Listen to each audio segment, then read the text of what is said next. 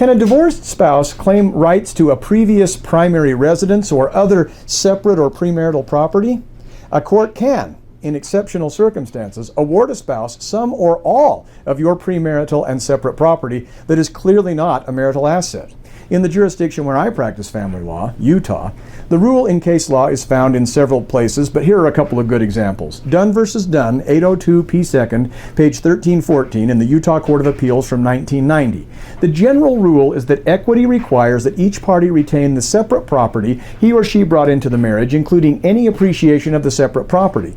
That's Burt versus Burt, 799 P. 2nd, page 1166 to 1168 of 1990. Separate property, in this case inherited property, includes its appreciated value during the marriage. Exceptions to this general rule include whether the property has been commingled, meaning you have separate property mingled with marital property, whether the other spouse has by his or her efforts augmented or maintained or protected the separate property, and whether the distribution achieves a fair, just, and equitable result. You can find that in Noble versus Noble, 761 P. 2nd, page 1369 from 1988. And another case that explains the concept well is Elman versus Elman, 245 P. 3rd, page 176, 2002. In distributing property in divorce proceedings, trial courts are first required to properly categorize the party's property as marital or separate. See Kelley versus Kelley, 2000 Utah Court of Appeals.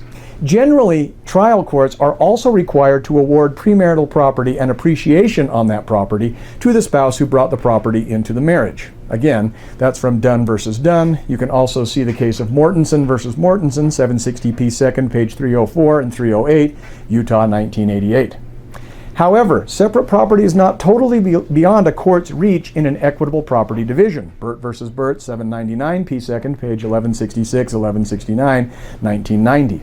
The Utah courts may award the separate property of one spouse to the other spouse in extraordinary situations where equity so demands.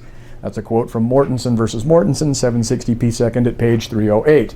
Or Rappleye versus Rappleye, 855 P. 2nd, page 260 and 263, 1993.